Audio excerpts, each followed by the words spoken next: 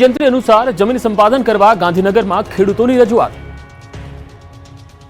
એક તરફ નવી જંત્રીનો બિલ્ડરો વિરોધ કરી રહ્યા છે। નવી જંત્રીની રામાયણ ચાલી રહી છે અને ત્યારે નવી જંત્રીના સમર્થનમાં આવ્યા છે હવે ખેડૂતો। નવી જંત્રી અનુસાર જમીન સંપાદન કરવા ગાંધીનગર જિલ્લાના ખેડૂતો માંગ કરી રહ્યા છે। ભારતમાલા પ્રોજેક્ટ અંતર્ગત અમદાવાદ થરાદ એક્સપ્રેસ હાઈવે માટે જમીન સંપાદન કરવામાં આવી રહી છે। ત્યારે નવી જંત્રીનો અમલ કર્યા બાદ જમીન સંપાદન કરવામાં આવે તેવી માંગ સાથે ખેડૂતોએ કલેક્ટરને આવેદનપત્ર આપ્યું। સાથે જૂની જંત્રી મુજબનું જાહેરનામું અને નોંધ રદ કરવા માટે ખેડૂતો માંગ કરી રહ્યા છે। ખેડૂતોએ નવી સૂચિત જંત્રીને આવકારી છે અને સાથે જ બિલ્ડરના વિરોધને ગેરવ્યાજબી ગણાવ્યો છે। જો કે નવી જંત્રી અનુસાર જમીન સંપાદન નહીં કરાય તો આંદોલન કરવાની પણ ખેડૂતોએ ચીમકી ઉચ્ચારી છે। ઊંઝા એપીએમસીમાં વર્ચસ્વ માટે મતદાન પૂર્ણ। આવતીકાલે સસ્પેન્સ પરથી ઉચકાશે પડદો। એશિયાના સૌથી મોટા યાર્ડ પૈકીના ઊંઝા એપીએમસીની ચૂંટણી યોજાઈ। ઊંઝા એપીએમસીની ચૂંટણીમાં ભાજપના બે જૂથ વચ્ચે રસપ્રદ જંગ જામ્યો। ઊંઝા એપીએમસીની ચૂંટણીને લઈ ધારાસભ્યની ચૂંટણી જેવી ભારે રસાકસી જોવા મળી।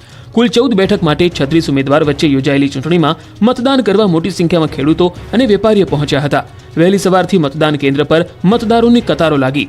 એપીએમસી સંકુલ ખાતે કુલ 3 બૂથમાં 15 અધિકારી અને 5 રિઝર્વ એમ કુલ 20 અધિકારીની આગેવાની કુલ 14 બેઠક, જે પૈકી ખેડૂત વિભાગની 10 અને વેપારી વિભાગની 4 બેઠક માટે સવારે 9 વાગ્યાથી મતદાન શરૂ થયું હતું। વેપારી વિભાગમાં 805 પૈકી 780 મતદારોએ મતદાન કર્યું। ખેડૂત વિભાગમાં 261 પૈકી 257 મતદારોએ મતદાન કર્યું, જેને લઈ વહીવટી તંત્ર દ્વારા પૂરી તૈયારીઓ કરવામાં આવી। ચુસ્ત પોલીસ બંદોબસ્ત સાથે શાંતિપૂર્ણ માહોલમાં ચૂંટણી સંપન્ન થઈ। ઊંઝા એપીએમસીની ચૂંટણીને લઈ એપીએમસી સંકુલ ખાતે લોકોના ટોળે ટોળા જોવા મળ્યા। નોંધનીય છે કે પૂર્વ ચેરમેન દિનેશ પટેલ ખરીદ વેચાણ સંઘની મંડળીમાંથી બિનહરીફ થયા છે। હવે આવતીકાલે કોઈ ઊંઝા યાર્ડ પર વર્ચસ્વ જમાવશે તેના સસ્પેન્સ પરથી પડદો ઉચકાશે।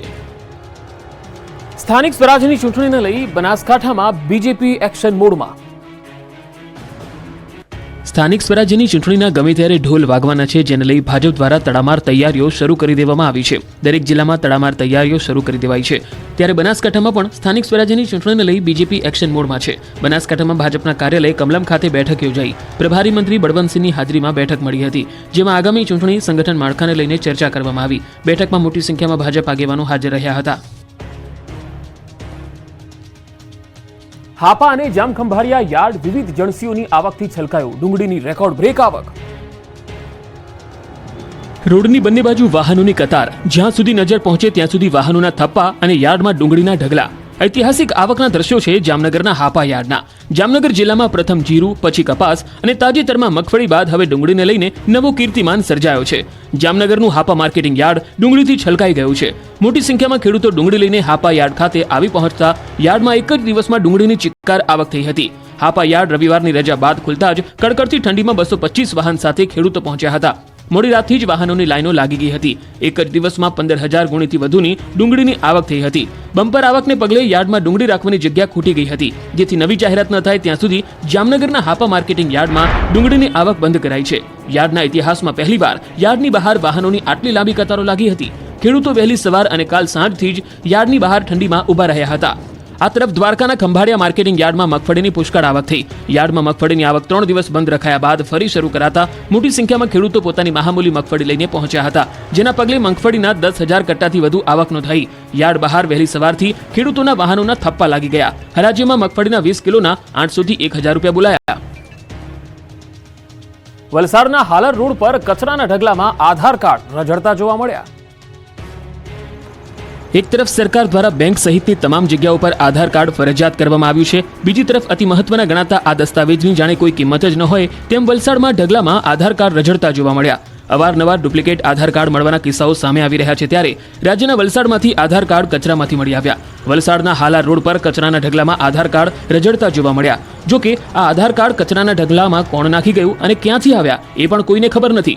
બીજી તરફ આ આધાર કાર્ડનો વપરાશ ગુના માટે પણ થઈ શકે છે, ત્યારે આ ઘટનાને લઈ વિવિધ સવાલો ઉઠી રહ્યા હતા, જેમાં ગંભીર બેદરકારીના કારણે આ સ્થિતિ સર્જાઈ। આ સ્થળ પર 15 થી વધારે આધાર કાર્ડ મળી આવ્યા, જેને લઈ વિવિધ ચર્ચાઓ જાગી। ઉપરાંત વિસ્તારના લોકો દ્વારા તંત્ર સમક્ષ તપાસ કરવામાં આવે તેવી માંગ ઉઠી છે, ત્યારે આ મામલે તંત્ર દ્વારા કોઈ કાર્યવાહી કરવામાં આવે તે જરૂરી છે। ખ્યાતિ કાંડમાં રાજશ્રી કોઠારીએ કર્યા ચોંકાવનારા ખુલાસા। રોજના 10 ઓપરેશન કરવાની હતી સૂચના। અમદાવાદના ખ્યાતિ હોસ્પિટલ કાંડને લઈ દરરોજ નવા ખુલાસા થઈ રહ્યા છે, ત્યારે આરોપી રાજશ્રી કોઠારીને રિમાન્ડ પર લેતા જ રાજશ્રીએ ખ્યાતિના રાજ ઓકવાનું શરૂ કરી દીધું છે. રાજશ્રીએ ખુલાસો કર્યો કે ગમે તેમ કરીને રોજના 10 ઓપરેશન કરવાની ડાયરેક્ટરે સૂચના આપી હતી. જેમ બને તેમ સરકારી યોજનાનો લાભ લઈ પૈસા ખેંચી લાવવા કહેવામાં આવ્યું હતું, જેના કારણે બેફામ રીતે હોસ્પિટલમાં ફક્ત સરકારી યોજનામાં બંધ બેસતા લોકોના ઓપરેશન કરવામાં આવતા હતા. હોસ્પિટલમાં 1 સપ્ટેમ્બર 2021 થી 28 ઓક્ટોબર 2024 સુધી 8,534 દર્દીઓની સારવાર પૈકી 112 દર્દીઓના મોત થયા છે. હવે સૌથી મોટી વાત એ છે કે 2 દર્દીઓનો ભોગ લેનાર ડોક્ટર પ્રશાંત વજીરાણી હોસ્પિટલની પેનલમાં જ ન હતો, છતાં ઓપરેશન કર્યા હતા. જેની તપાસ કરતા આ સરકારી યોજના તથા ખ્યાતિ હોસ્પિટલની પેનલમાં doctor Prashant Vazirani on paper ક્યાંય છે જ નહીં. આમ તે ઓન પેપર તબીબ હોસ્પિટલમાં ન હોવા છતાં તેણે આ ઓપરેશન કરી કાઢ્યા હતા. એ પણ 1-2 નહીં, પ્રશાંતે અંદાજે 1,000 થી વધુ ઓપરેશન કર્યા હોવાનું પણ સામે આવ્યું. તો હોસ્પિટલ ખોટમાં હોવા છતાં નરોડામાં 100 બેડની નવી હોસ્પિટલ બનાવવાના હતા. ખોટ બતાવવા ખોટા રિપોર્ટ બનાવતા આરોપી રાજશ્રી કોઠારી 25 ડિસેમ્બર સુધી રિમાન્ડ પર છે, એટલે અનેક નવા ખુલાસા થશે. લગ્ન માટે દબાણ કરતા તાંત્રિકે યુવતીની હત્યા કર્યાનો ખુલાસો. અમદાવાદના તાંત્રિક નવલસિંહ ચાવડાએ કરેલી રાજકોટની યુવતીની હત્યા મામલે નવો ખુલાસો થયો છે. તાંત્રિક નવલસિંહનો રાજકોટની યુવતી નગમા સાથે પ્રેમ સંબંધ હતો અને નગમા લગ્ન કરવા સનકી તાંત્રિકને દબાણ કરતી હતી. લગ્ન માટે દબાણ કરતા નવલસિંહે ઉશ્કેરાઈ ગયો અને યુવતીને વઢવાણ પોતાના ઘરે બોલાવી અને સોડિયમ પાવડર આપી તેની હત્યા કરી નાખી. હત્યા કર્યા બાદ લાશના ટુકડા કરી વાંકાનેર નજીક ખાડો ખોદી દાટી દેવામાં આવ્યા હતા. નગમાની હત્યામાં નવલસિંહ ચાવડા, તેની પત્ની સહિત 4 લોકો પણ સામેલ હોવાનું સામે આવ્યું છે. વાંકાનેર પોલીસે 4 આરોપીઓ સામે ગુનો નોંધી વધુ તપાસ હાથ ધરી છે. થોડા દિવસ પહેલા જ સરખેજ પોલીસ અને વાંકાનેર પોલીસે મૃતદેહના અવશેષો શોધી કાઢ્યા હતા. હાલ વાંકાનેર પોલીસે સમગ્ર મામલે વધુ તપાસ હાથ ધરી છે. મધ્યપ્રદેશથી પરિક્રમા શરૂ કરેલા યાત્રીઓ નર્મદા જિલ્લામાં પ્રવેશ્યા. મધ્યપ્રદેશથી પરિક્રમા શરૂ કરેલા યાત્રીઓ નર્મદા જિલ્લામાં પહોંચ્યા છે. પવિત્ર મનાતી નર્મદા નદીની પરિક્રમા કરવા નીકળેલા લોકો નર્મદા જિલ્લામાં પ્રવેશ્યા. આ પરિક્રમા દેવ ઉઠી 11થી શરૂ કરવામાં આવી. મધ્યપ્રદેશના ઓમકારેશ્વરથી આ લોકો નીકળ્યા હતા. નર્મદા જિલ્લાના સુરપાણેશ્વરના જંગલોમાંથી પસાર થઈને જરવાણી થઈને ગરુડેશ્વર પહોંચ્યા. અહીંથી ભરૂચ જવા રવાના થયા. જો કે હાલ ઠંડીનો માહોલ છે, પણ પરિક્રમાવાસીઓને ન તો ઠંડી રોકી શકે છે, ન તો ગરમી. જોડી લઈને નીકળેલા લોકો રસ્તામાં જમી લે છે. 3600 કિલોમીટરની આ પરિક્રમા 5 થી 6 મહિનામાં પૂર્ણ કરીને અમરકંટક સુધી જઈને ફરી ઓમકારેશ્વર પહોંચશે, ત્યારે પરિક્રમા પૂર્ણ થઈ ગણાશે. ગુજરાતમાં સતત 5મા દિવસે ઠંડીનું જોર યથાવત છે. 6.8 ડિગ્રી સાથે નર્મદામાં સૌથી વધુ ઠંડી. ગુજરાતમાં શિયાળાએ ભૂક્કા કાઢી નાખ્યા છે. સતત 5 દિવસથી ઠંડીનું જોર યથાવત છે. મોટાભાગના શહેરોમાં તાપમાનનો પારો 13 ડિગ્રીથી નીચે પહોંચી જતા ગુજરાતીઓ થરથર ધ્રુજી ગયા છે. સાથે જ બર્ફીલા પવનોથી લોકો ઠરી ગયા છે, જેના કારણે આખું ગુજરાત જાણે હિલ સ્ટેશન બની ગયું છે. આખો દિવસ વાતાવરણ ઠંડુગાર રહેતા લોકો ગરમ કપડામાં લપેટાઈ રહે છે. રાજ્યમાં છેલ્લા 3-4 દિવસથી ઉત્તર તરફથી બર્ફીલા પવન ફૂંકાતા વાહન ચાલકોની મુશ્કેલી વધી ગઈ. 6.8 ડિગ્રી સાથે નર્મદામાં સૌથી વધારે ઠંડી છે, જે બાદ 7.8 ડિગ્રી સાથે નલિયા ઠંડુગાર રહ્યું. તો થરાદમાં 7.9 ડિગ્રી, દાહોદમાં 8.1 ડિગ્રી, અંબાજી મંદિરમાં 8.2 ડિગ્રી, વલસાડમાં 8.6 ડિગ્રી, ખંભાતમાં 9.4 ડિગ્રી, અમરેલીમાં 9.6 ડિગ્રી, ડાંગમાં 9.7 ડિગ્રી, ડીસામાં 9.9 ડિગ્રી, ભાવનગરમાં 10.2 ડિગ્રી તાપમાનનો પારો જતો રહ્યો હતો. અમદાવાદ શહેરનું લઘુત્તમ તાપમાન 14 ડિગ્રી સેલ્સિયસ, વડોદરાનું 12 ડિગ્રી સેલ્સિયસ, રાજકોટનું 11 ડિગ્રી સેલ્સિયસ અને સુરતમાં 15.2 ડિગ્રી સેલ્સિયસ લઘુત્તમ તાપમાન નોંધાયું હતું.